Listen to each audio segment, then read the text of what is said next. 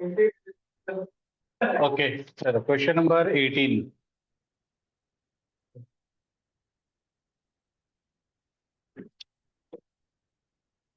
X Limited purchased machinery at a price of rupees 1,200 lakhs. It paid freight of 40, installation cost of 80. दोनों add होगा। IGST paid 18%। ठीक है।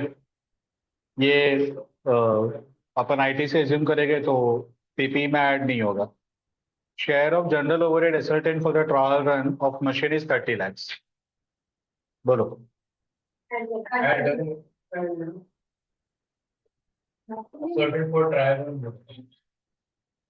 General overhead नहीं आएगा।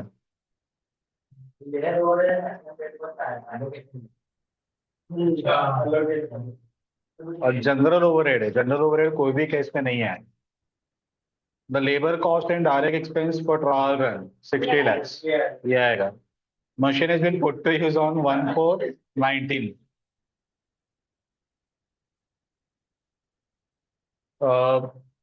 1/4/19 को put to use हुआ तो 1/4/19 से डिप्रिसिएशन स्टार्ट होगा। Estimated dismantling cost of the machine at the end of useful life of 10 years is 400 lakhs. The discounting rate to be applied is 5%. Present value estimated at 246 lakhs. तो कितना add होगा? 246 present value of dismantling cost, इसका provision बनाना पड़ेगा। Machine requires major overall every 2 years at a cost of rupees 26 lakh.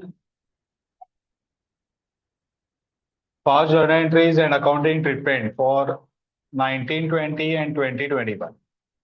Major overall, major overall.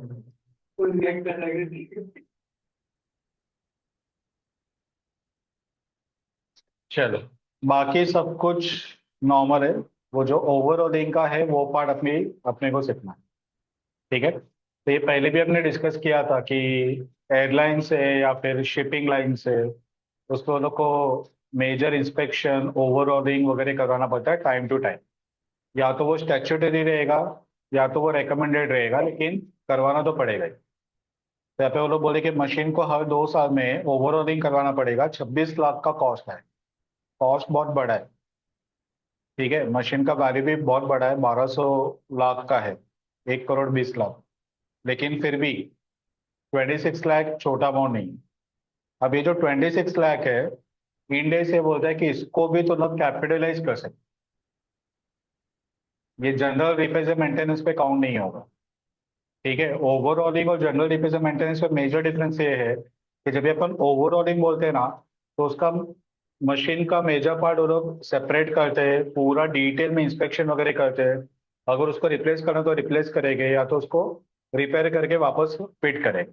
जबकि general repair में कैसा है कि जैसे व्हीकल गैरेज वालों को दिया तो वो तुम लोग को पूछेगा क्या प्रॉब्लम है, और तुम लोग जो प्रॉब्लम बोलोगे ना वो वही एरिया में काम करेगा, बाकी का वो चेकिंग नहीं करेगा। यानी कि पूरा गाड़ी ओपन करके सब पार्ट चेक करो ऐसे वो कुछ नहीं करेगा। ठीक है। तो वो जो कॉमन सर्विसिंग का पार्ट है, गाड़ी को धोना, उसका चेन क्लीन करना वगैरह, वही सब वो पार्ट करता है। बाकी का मेजर ओवरऑल में नहीं होता।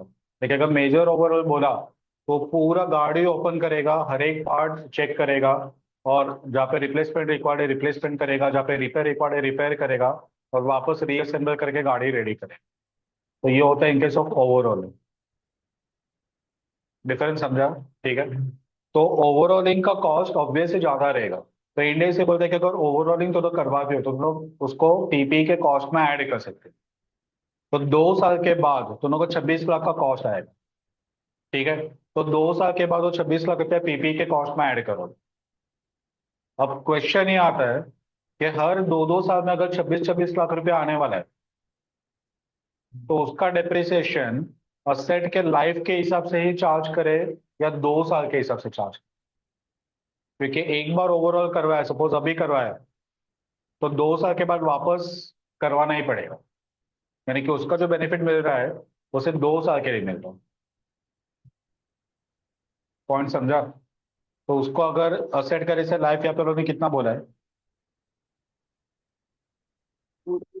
10 years।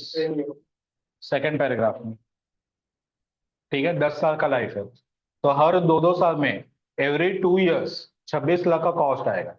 तो 26 लाख को अगर 10 साल में डिवाइड किया तो 2.6 लाख होगा। पहले साल में 2.6 डिप्रिशिएट करोगे, दूसरे साल में 2.6 डिप्रिशिएट करोगे, यानी कि 4.5 लाख अंदाज से पकड़ो, उतना डिप्रिशिएट हुआ, ठीक है।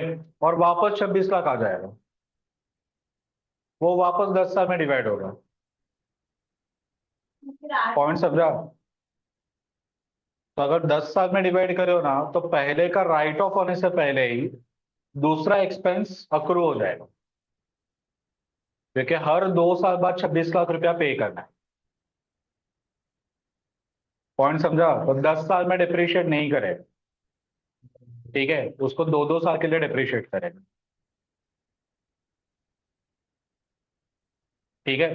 तो 26 लाख डिवाइड बाय 2 यानी कि 13 लाख, पहले साल का डिप्रिसिएशन, दूसरे साल में 13 लाख, 2 साल खत्म हो गए, वो 26 लाख गया और सामने नया 26 लाख आ जाएगा, वापस वो 2-2 साल में डिप्रिशिएट होगा। और ऐसा टोटल 10 साल के लाइफ में टोटल 5 बार होगा। पॉइंट समझा? एक्चुअली देखा जाए तो 4 बार होगा। लास्ट ईयर में जब ये डिस्कार्ड ही करना है तो उसको ओवरऑल क्यों करें, ठीक है। लेकिन टेक्निकली इसको 5 5 बार बोलते हैं। 5 बार क्यों बोलते हैं? जब ये असेट खरीदा ना, तभी कंपनी वाले ही ओवरऑल करके देंगे। नहीं समझा?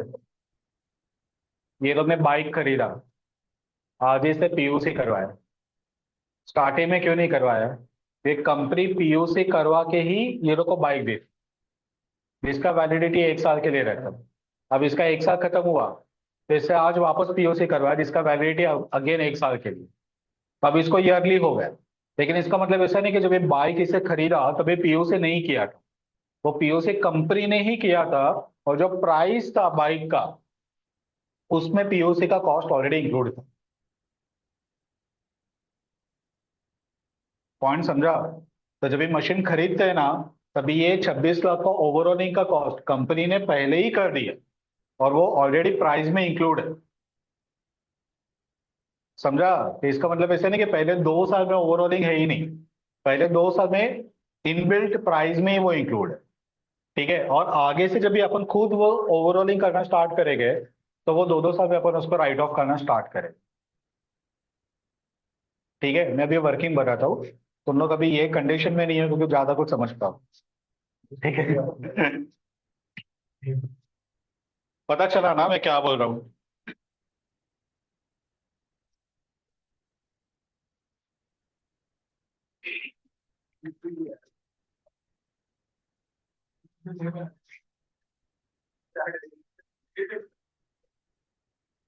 अभी देखो, पहले ये मशीन का कॉस्ट कंप्यूट करते हैं।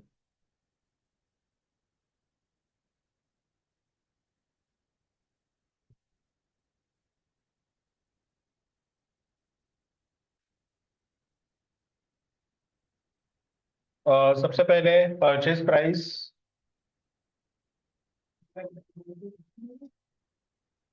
1200 है, freight 40, installation 80।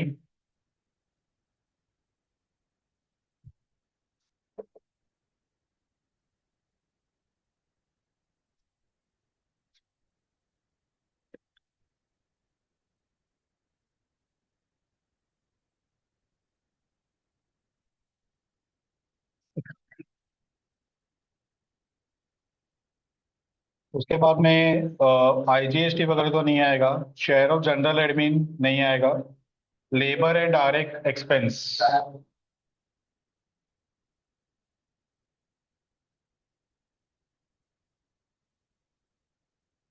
For trial run 60। Machine पुट्टीज हुआ 1419 को, एस्टिमेटेड डिस्पेंडलिंग कॉस्ट, तो present value of dismantling cost 246 दिया है। The machine requires major overhaul every 2 years for 26 lakhs. तो ये आएगा कॉस्ट ऑफ मशीनरी।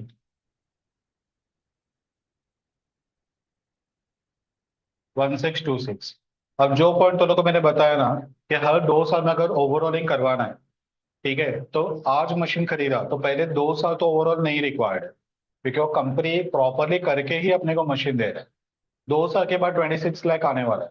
तो इसका मतलब कि पहले 2 साल में ये 26 लाख डेप्रिशिएट नहीं होगा क्या? तो आंसर इज नो। हम लोग यहाँ पे क्या करेंगे, ये 1626 में ओवरऑल का कॉस्ट 26 सेपरेट करेंगे। Balance is cost of machinery 1600। इसको डेप्रिशिएट करेंगे 2 इयर्स के लिए, और इसको डेप्रिशिएट करेंगे तो इसका depreciation per annum 26 divide by 2 13 lakh का आएगा। और इसका डेप्रिसिएशन आएगा 1600। स्क्रैप वैल्यू को दिया है, नहीं दिया, तो डिवाइड बाय 10, तो 160 पर एनम। समझ में आया?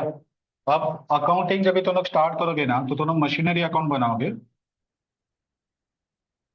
उस पे टू बैंक टोटल 1626, ठीक है, ईयर जीरो में, यानी कि यहाँ पे दिया हुआ है 1419 में। 31 मार्च 20 आएगा, डिप्रिसिएशन आएगा। डिप्रिसिएशन आएगा 13 + 160,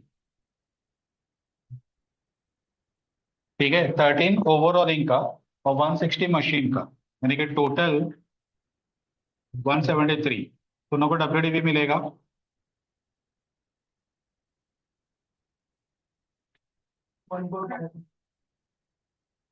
एक काम करता हूँ, इंटू 2 इयर्स, 173 इंटू 2,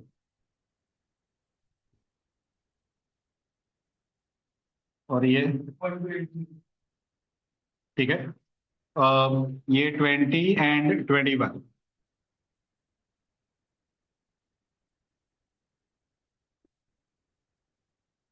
1421 को इसका balance carried down after 2 years 1280 रहेगा। अगेन अपन ओवरऑलिंग पे करेंगे, 2 साल हो गए, तो अपन पे करेंगे टू बैंक 26। इसको पीएनएल में ट्रांसफर नहीं करेंगे, कैपिटलाइज करेंगे, ठीक है। अभी डिप्रिसिएशन जब ये आएगा, तभी इसका 1280 डिवाइड बाय 8 इयर्स बाकी रहा, यानी कितना आएगा। और दूसरा डिप्रिसिएशन इसका 26 का बाय 2, 13, यानी कि डिप्रिसिएशन से 173 चलेगा। हर 2 साल बाद तो बैंक करके यहाँ पे एंट्री आएगा और डिप्रिसिएशन 173 डब्ल्यूडीवी मिलते रहेगा। ऐसे करते करते 10 साल खत्म होगा, ऑटोमेटिकली डब्ल्यूडीवी बाकी रहेगा, और असेट को बेच के या डिस्कार्ड करके प्रॉफिट एंड लॉस पीएनएल में ट्रांसफर होगा। पता चला?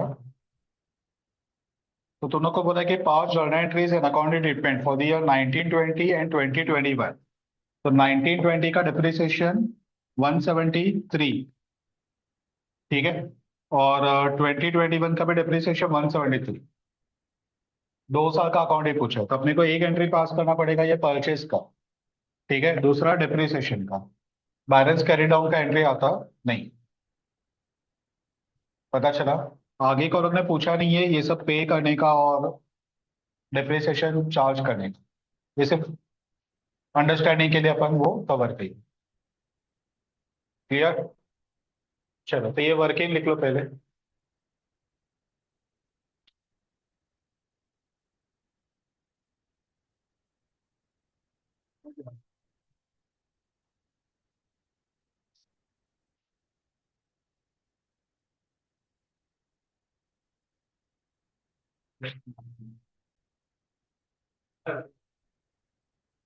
चलो 19 सम। Alpha Limited is machinery at a cost of rupees 4,800. Provision for depreciation of 1,600 on 1/4/18. Machine का कॉस्ट है 4,800. प्रोविजन फॉर डिप्रिसिएशन यानी कि एक्यूमुलेटेड डिप्रिसिएशन 1,600 का है. ठीक है, तो ये माइनस करके दोनों को मिलेगा WDV कैरिंग अमाउंट. ये ओपनिंग बैलेंस है. अभी 4,800 में खरीदा नहीं है, खरीदा रहेगा पास्ट में. डिप्रिसिएशन 1,600 का अभी तक चार्ज कर लिया है, तो अपने को ओपनिंग WDV मिलेगा 1/4/18 का.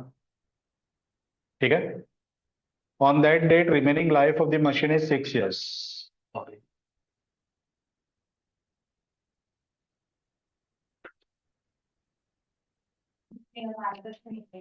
So on that date, remaining life of the machine is 6 years with residual value of 800. तो दोनों का आगे का डिप्रिसिएशन चेक कर सकते हो. अभी का WDV निकालो, कितना आएगा? 3,200. तो 3,200 माइनस 800 डिवाइड बाय 6, तो 400 का डिप्रिसिएशन आएगा आगे के ईयर्स के लिए. ठीक है. On the same date, one component of the machine is replaced and the price of new component is 600. The cost of old component was 500 with accumulated depreciation of 200. The supplier of new component took the old component at fair value of 360. कितना सारा दिया है? New component का price 600 है. ठीक है. Old component का cost था 500 का, उसका एक्यूमुलेटेड डिप्रिसिएशन था 200 का, यानी कि उसका WDV था 300 का अपने बुक्स में. WDV वो 300 का कंपोनेंट इसने एक्सचेंज में देके नया लिया और उसका एक्सचेंज प्राइस उसे गिना 360. यानी कि 300 का अगर 360 में एक्सचेंज में दिया तो 60 रुपए का गेन हुआ. और नए वाले के लिए हमने कितना पे किया रहेगा? तो 600 माइनस 360 पे किया रहेगा. 240 हमने कैश पे दिया रहेगा. पता चला ओवरऑल क्या हुआ? तो 600 का नया कंपोनेंट लिया है, उसके सामने जूना कंपोनेंट दे रहे जिसका WDV अपने बुक्स में 300 है, वो 360 में एक्सचेंज वैल्यू में हमने दे दिए. तो 600 में से 360 माइनस करके बाकी का 240 अपने को पेएबल आया रहेगा, जो हमने पे किया रहेगा. ठीक है. एक्सचेंज करने पे 60 रुपए का गेन हुआ, 300 का असेट 360 में गए. क्लियर? ऑन 31st March 2019 ये कभी हुआ? ऑन द सेम डेट बोला है, यानी कि 1/4/18 को ही हुआ. On 31st March 2019, the machine is revalued by the company as per company's policy at rupees 5,000. 1/4/18 का ये पूरा बैकग्राउंड दिया था और 31st March 19 को ही पहले साल के एंड में ही मशीन को रिवैल्यू किया है 5,000.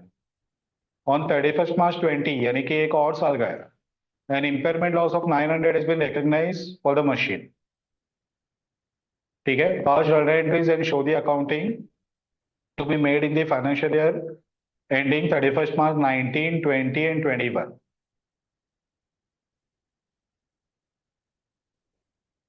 Depreciation to be charged based on SLN.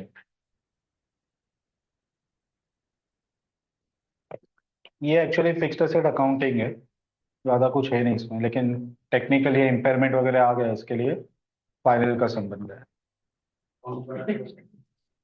हाँ, अकाउंट बना के हो सकता है.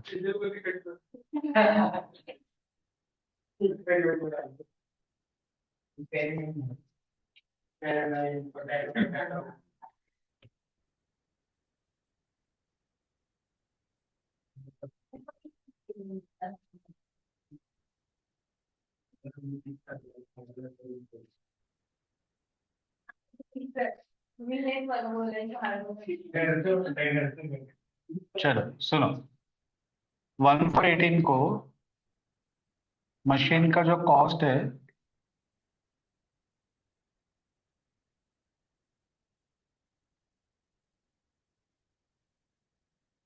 मशीन का कॉस्ट वो कितना दिया है? 4,800 है. उसका प्रोविजन फॉर डिप्रिसिएशन 1,600 है, यानी कि उसका कैरिंग अमाउंट 3,200 है. इस पे से हमने एक पार्ट को रिप्लेस किया जिसका कॉस्ट कॉस्ट कॉस्ट 600 है ना? नहीं, 500 है। 500 500 माइनस 200, तो 300 उसका WDV। ठीक है, यानी कि बाकी का जो बैलेंस रहेगा 4300, ये माइनस करके 1400 और 2900। तो ये वाला जो पार्ट है ये अभी अपना जाएगा अपने बुक से, और इसके जगह पे नया पार्ट जो अपन 600 का लेके आ रहे हैं वो अपने को बुक्स में ऐड करना पड़ेगा। तो जो नया कैरिंग अमाउंट बनेगा 2900 कंटिन्यू करेगा अपने साथ, और 600 का नया आएगा। देखिए 300 जाएगा, यानी कि 3200 से अगर वर्किंग करोगे तो 3200 माइनस 300 प्लस 600, और अगर डायरेक्टली 2900 से वर्किंग किया तो 2900 प्लस 600। ठीक है, तो ये नया पार्ट आने वाला है। 31 मार्च 19 आ जाएगा। कैरिंग अमाउंट इसका कितना रहेगा?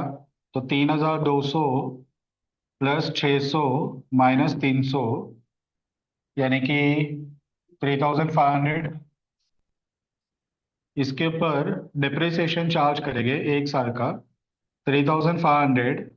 स्क्रैप वाले कितना है चेक करो, 800। और लाइफ कितना है?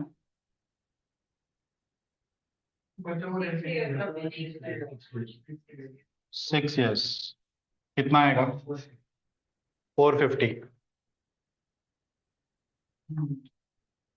तो 3050 ये उसका कैरिंग अमाउंट आएगा। ठीक है, इसको अपन रीवैल्यू कर रहे हैं। रीवैल्यू डेट कितने पे रीवैल्यू कर रहे हैं? 5000, यानी कि गेन ट्रांसफर टू OCI 1950। ठीक है, ये 31 मार्च 19 का सिनेरियो। अभी आ गया 31 मार्च 20।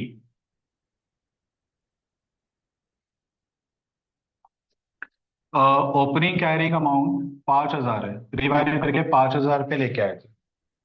ठीक है, अब इसके ऊपर अपन डिप्रिसिएशन चार्ज करेंगे। तो डिप्रिसिएशन आएगा 5000 माइनस 800 डिवाइड बाय, अभी 5 साल का लाइफ बाकी है, 840 माइनस करके 4160। इस पे वो लोग इम्पेयरमेंट चार्ज कर रहे हैं। कितना इम्पेयरमेंट चार्ज कर रहे हैं? 900 का। ठीक है, तो रिवाइज्ड कैरिंग अमाउंट कितना आएगा? 3260। ये हो गया 31 मार्च 20 का पूरा अकाउंटिंग।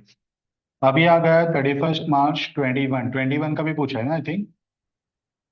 तो कैरिंग अमाउंट है 3260 less depreciation 3260 minus 800 divide by, अभी 4 इयर्स बाकी रहेगा 615। क्यों चेंज हुआ?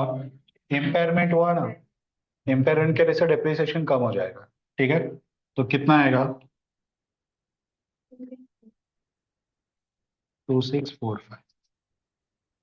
पता चला आगे के इयर्स में डिप्रिसिएशन 615 रहेगा जब तक अपवर्ड या डाउनवर्ड रिवैल्यू नहीं हुआ, इम्पेयरमेंट नहीं। क्लियर है? अब मशीनरी है ना,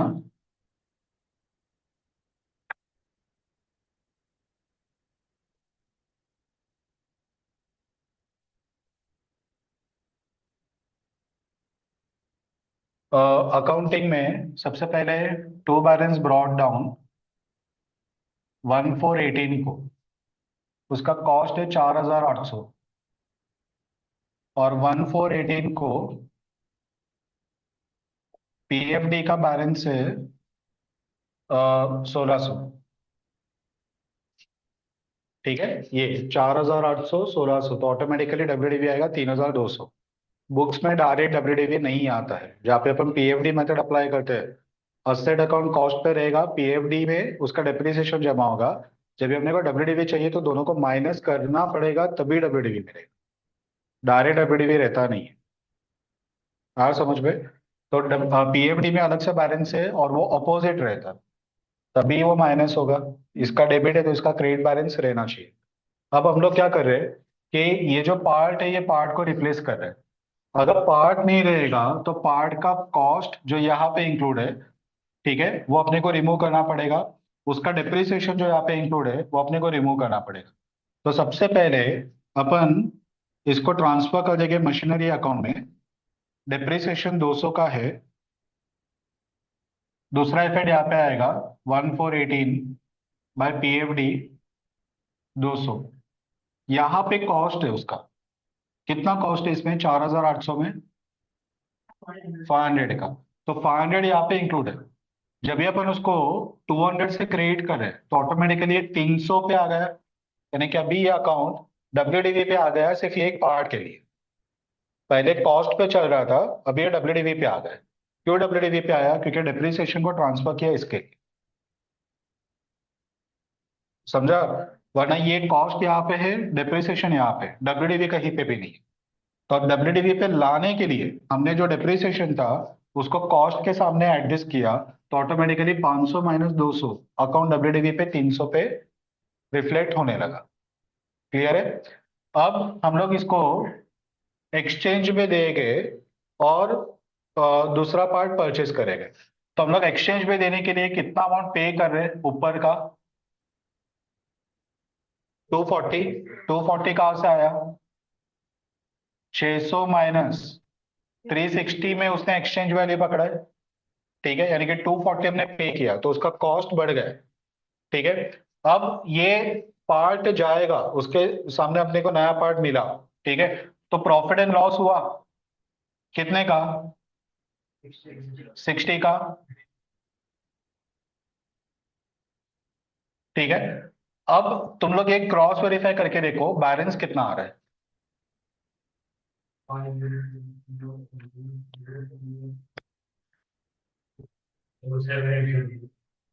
4780।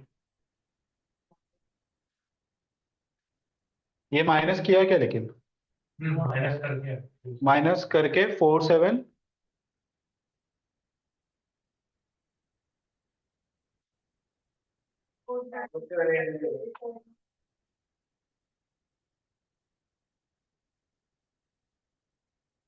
कंफर्म ना?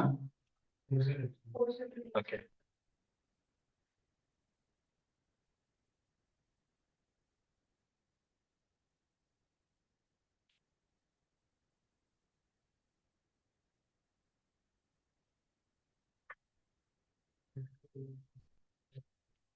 और ये यहाँ पे नहीं आएगा, यहाँ पे आएगा, गेन है टू पी एन एल 60। कितना हो रहा है?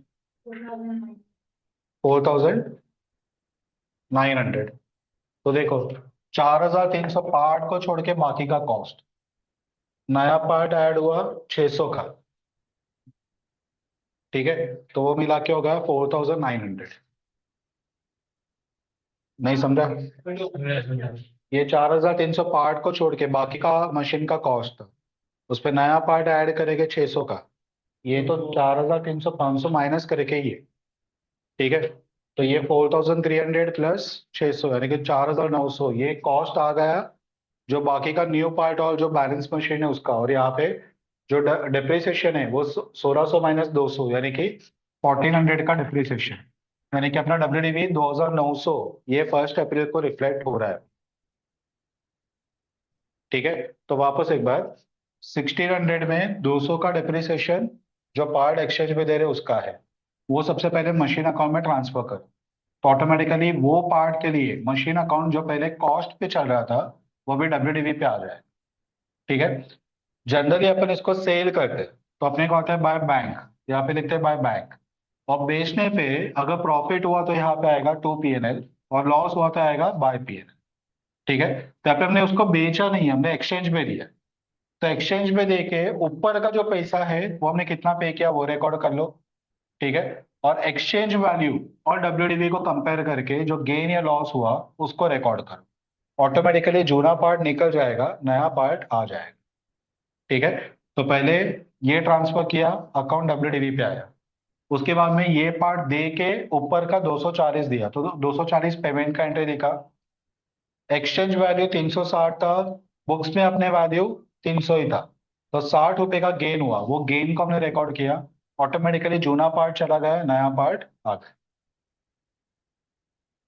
क्लियर है? चल, अभी पहला ये ईयर के बिगिनिंग का है, तो अभी ये डेट पे तो डिप्रिसिएशन नहीं आएगा, डायरेक्टली ईयर के एंड में डिप्रिसिएशन आएगा। तो ईयर के एंड में डिप्रिसिएशन का अमाउंट है 450, जो अपने को रिकॉर्ड करना है। यहाँ पे रिवैल्यूएशन वगैरह कुछ भी नहीं है, सिर्फ एक जूना पार्ट देके नया पार्ट लिया, जो जेन्युइन ट्रांजेक्शन है, रिवैल्यूएशन नहीं है। तो ओसीआई वगैरह का चक्कर अभी नहीं है। पता चला? तभी डिप्रिसिएशन चार्ज करो, डिप्रिसिएशन है 450। डिप्रिसिएशन के लिए एंट्री बनेगा depreciation account debit to PFD account, machine नहीं आएगा, पीएफडी। तो डिप्रिसिएशन टू पीएफडी, तो पीएफडी क्रेडिट बाय डिप्रिसिएशन 31 मार्च 19। ठीक है, 450। अब इसको क्लोज करेंगे तो बैलेंस मिलेगा, टू बैलेंस कैरी डाउन कितना आ रहा है? 1850। अब देखो, तुम लोग को यहाँ पे जो गेन हो रहा है ना, ये 3050 उसका डब्ल्यूडीवी है। उसको तुम लोग 5000 पे रीवैल्यू कर रहे हो, यानी कि गेन हो रहा है 1950। अभी का सिचुएशन क्या है कि ये मशीन का जो कॉस्ट है वो 4300 माइनस पीएफडी, ये 1600 का है, नहीं 1400 का है। यानी कि इसका डब्ल्यूडीवी 3500 है, 3050, सॉरी, नहीं कुछ तो गलत लिखा है मैंने, 4300 नहीं है।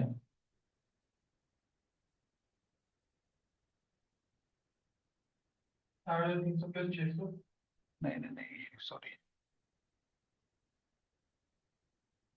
ये कितना आया? 4900 आया ना। और ये 1400 प्लस 450 का डिप्रिसिएशन 1850 है। ये कितना आ रहा है चेक करो? 3050 हो रहा है। ये यहाँ का 4900 कॉस्ट, 1600 माइनस 200 गया है, तो 1400, और करंट ईयर का डिप्रिसिएशन चार्ज किया 450, यानी कि बैलेंस आ रहा है 1850। तो 1850 डिप्रिसिएशन माइनस करके डब्ल्यूडीवी आ रहा है 3050। अब ये 3050 को अपन अपवर्ड रिवैल्यू करें 5000 पे। ठीक है। तो जब ये 5000 पे अपवर्ड रिवैल्यू कर रहे हैं, तो अभी हमने वो क्वेश्चन नंबर 2 सॉल्व किया था, वहां पे दो मेथड सीखा कि या तो तुम लोग ये दोनों को प्रोपोर्शनेटली इंक्रीज करो, ठीक है, या तो जितना गेन है 1950 वो पूरा का पूरा पीएफडी में एडजस्ट करो पहले, और पीएफडी के बाद जो गेन रहेगा वो उसके कॉस्ट में एडजस्ट करो। याद आ रहा है कुछ? Yes. दो मेथड सीखा था। ठीक है। एक में क्रॉस मल्टीप्लाई 3050, अगर 5000 है तो 1850 कितना, 4900 कितना, वो एक मेथड। दोनों को बढ़ाना पड़ेगा। ठीक है। या तो दूसरा मेथड कि दोनों पहले, जो दोनों का गेन है वो 1950 का है, तो 1950 जितना जो गेन है वो पहले डेप्रिसिएशन के सामने एडजस्ट करो। डेप्रिसिएशन का बैलेंस 1850 ही है, तो 1850 वहां पे जीरो कर दो। ठीक है। और फिर भी 100 रुपए का गेन बाकी रहेगा, वो 100 रुपया दोनों को कॉस्ट में ऐड करना पड़ेगा। ठीक है। तो 5000 जीरो 5000 ये वैल्यू बने।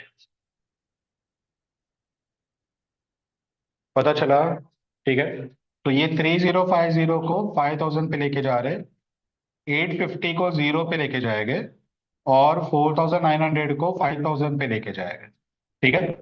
1850 रिवर्स्ड, 100 एडेड टू कॉस्ट। ठीक है, यानी कि इसको दो पार्ट में डिवाइड किया, 100 एड इन कॉस्ट और 1850 पीएफडी। अकाउंट नहीं लिखेगी तब तक ये क्लिक ही नहीं होता है,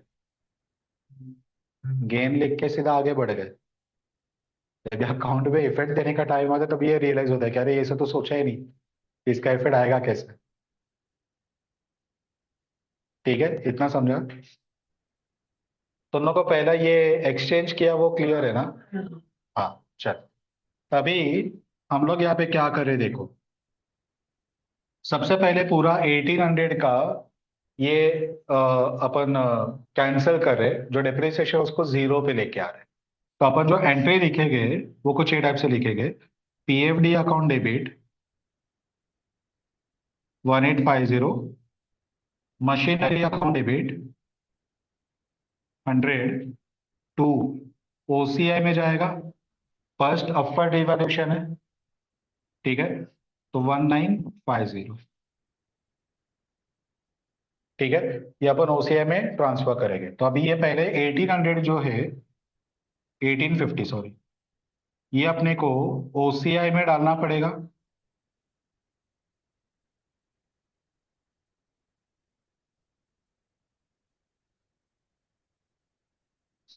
यहाँ पे 100 रुपीज ओसीआई में डालना पड़ेगा। अकाउंट को क्लोज करेंगे तो ये अकाउंट में जीरो बैलेंस, और ये अकाउंट में दोनों को बैलेंस कैरी डाउन मिलेगा 5000 का।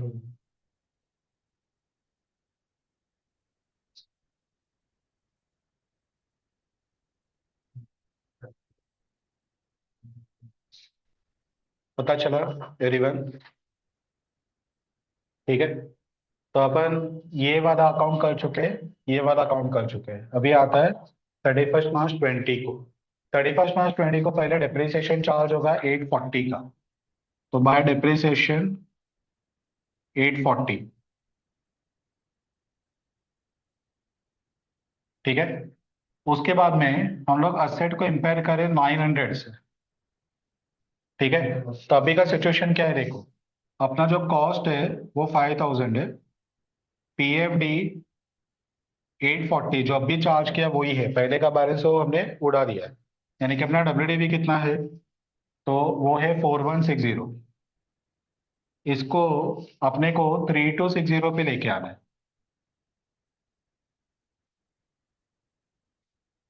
3260 पे लेके आना है। ठीक है, तो 900 का इम्पेयरमेंट है। अब ये इम्पेयरमेंट किसको चार्ज करे, कॉस्ट को, पीएफडी को, या किसको? जाएगा ओसीआई को, लेकिन पहले जैसे इम्पेयरमेंट टू असेट ये पहला एंट्री है। उसके बाद में ओसीआई टू इम्पेयरमेंट वो दूसरा एंट्री है। तुम लोग जो बोल रहे हो दूसरे का बोल रहे हो, मैं पहले का बोल रहा हूँ। समझा मैं क्या बोल रहा हूँ? तो यहाँ पे अभी तुम लोग असेट को पहले 900 से कम करना है। अब वो 900 से कम करने का अगेन दो मेथड, या तो कॉस्ट को कम करो, डेप्रिसिएशन उतना ही रखो। ठीक है, या तो दूसरा कि डेप्रिसिएशन को बढ़ाओ, कॉस्ट उतना ही रखो। समझा? दो दो क्या ऑप्शंस आ रहे हैं। यहाँ पे अपन कॉस्ट को ही बढ़ाएंगे, क्योंकि अगर डेप्रिसिएशन को बढ़ाए तो वो डेप्रिसिएशन अकाउंटिंग में चला जाएगा कि हमने डेप्रिसिएशन को इंक्रीज किया है। तो ये डेप्रिसिएशन नहीं है, ये इम्पेयरमेंट है which will affect the cost of asset. ठीक है, तो इसको 900 से कम कर दो तो ये 4100 हो जाएगा। ये 840 का 840 रहेगा, तो नेट ऑफ करके आएगा 3260।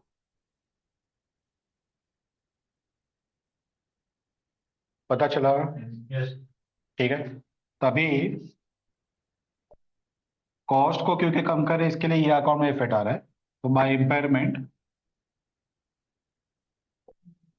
900, 31 मार्च 20। ठीक है, अब ये अकाउंट को क्लोज करोगे तो दोनों को मिलेगा बैलेंस कैरीड डाउन 4100।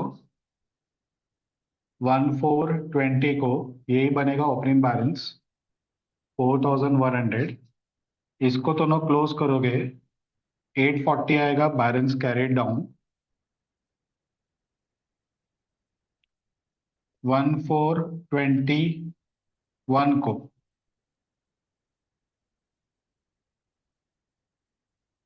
नहीं, कुछ तो डेट गलत लिखा है मैंने।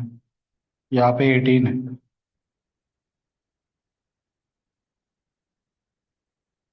नहीं, वो 19 है, 19। यहाँ पे 19 आएगा, यहाँ पे 20, यहाँ पे 20 आएगा, 840। ठीक है। अब 1420 को अपने को 3260 ये मिल रहा है, 4100 माइनस 840। ठीक है, तो 3260 आ गया। अब 3260 पे डेप्रिसिएशन चार्ज करना है 615 का। तो बाय डेप्रिसिएशन 615, 31 मार्च 2021। ठीक है, ये सेम वे कंटिन्यू करेगा 4100 बाय बैलेंस कैरिड डाउन 21। यहाँ पे आएगा to balance carried down 840 plus 615।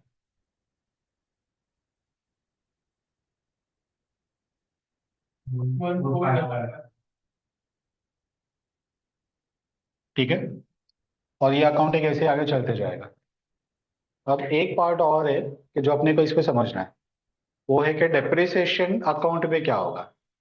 ये पीएफडी अकाउंट करेगा, डेप्रिसिएशन अकाउंट में क्या होगा।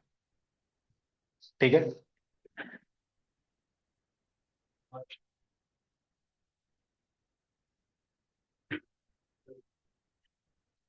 क्या रफ करूँ।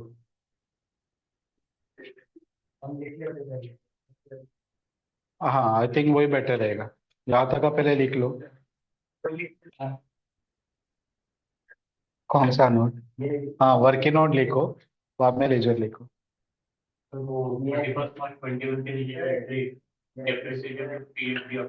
नहीं नहीं, वो जस्ट ऐसे ही जनरल एंट्री बताया था, ये कुछ नहीं है।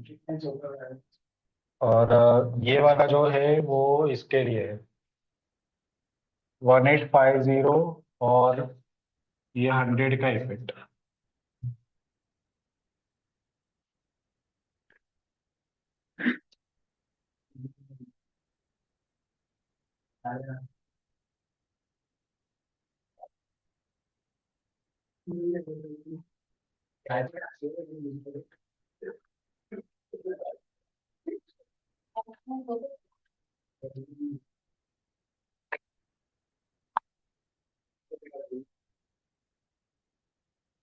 बच्चे लोग सोते नहीं तो जायफल खिलाते हैं तो सो जाते हैं। इसके लिए स्टीकर में जायफल रहेगा तो ज्यादा नींद आता है। लेकिन मेरा बेटा नहीं सोता जायफल खाने के बाद भी।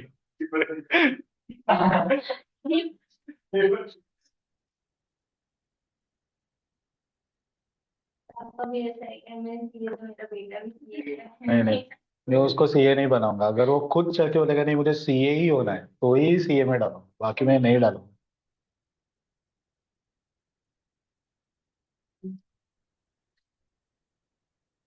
सीए, सीएमए, सीएस तीनों में से एक भी नहीं चाहिए।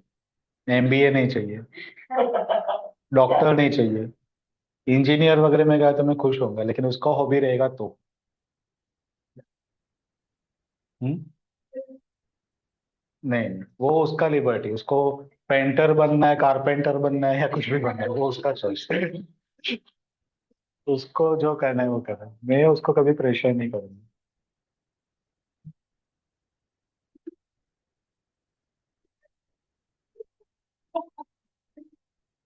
एक्सप्लेन करना था, लेजर अकाउंट वगैरह नहीं बनाया तो भी चलेगा, मैं सिर्फ इफेक्ट ओरली डिस्कस कर रहा हूँ उनके साथ।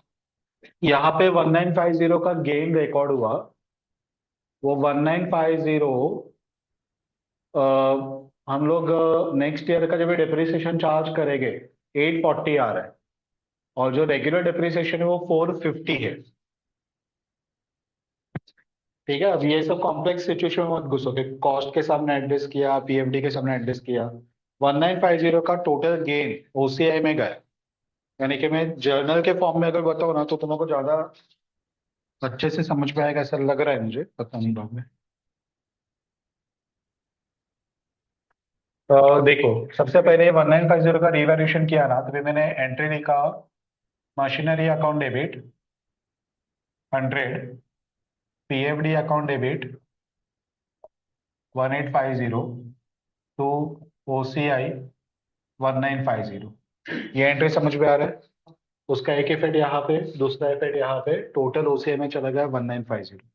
ठीक है, ये कभी का स्टोरी है, 31 मार्च 19 का है। अब 31 मार्च 20 आ गया, हमने डिप्रिसिएशन चार्ज किया, तो depreciation to PFD total depreciation आया 840। ठीक है, अब ये 840 पूरा का पूरा PNL में नहीं जाएगा। ये 840 में से जो ओरिजिनल डिप्रिसिएशन जितना था, कितना था, 450, वो जाएगा PNL में। और जो बाकी का ऊपर का डिप्रिसिएशन है वो जाएगा OCI में। OCI में कितना जाएगा? 390। ठीक है, तो हम लोग एंट्री देखेंगे, PNL account debit 450, OCI account debit 390, to depreciation 840। ये समझ रहा है क्या?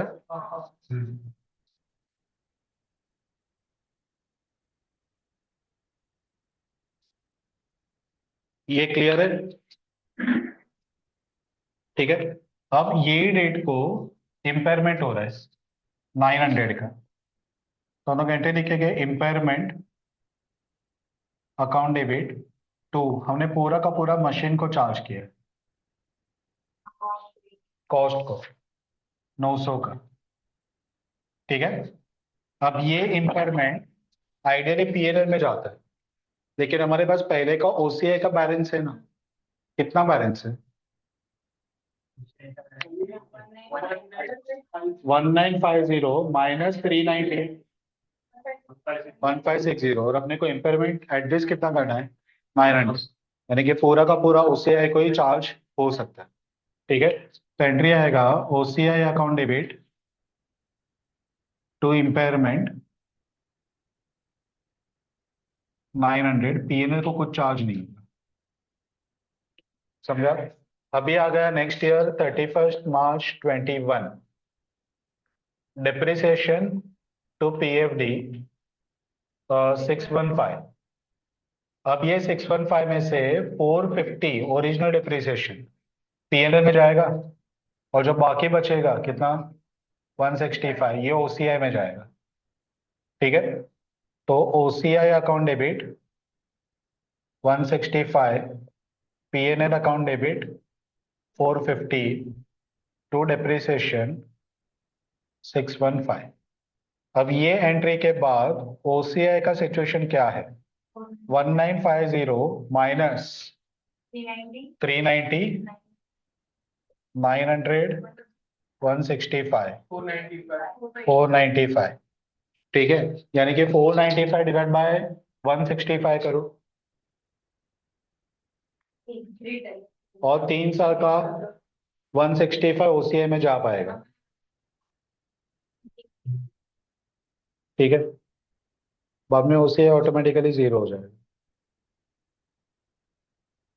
पता चला? रिवाइज करना पड़ेगा। ओरिजिनल शब्द से क्या तक ही था, वर्किंग पार्ट ही था, जो आगे का हम लोग डिस्कस करे हो जानबूझ के तुम लोग को, मतलब कॉम्प्लेक्स सम पूछा तो तुम लोग वहाँ पे क्रैक कर पाओ, इसके लिए अपन वो पूरा अकाउंटिंग में जाओ।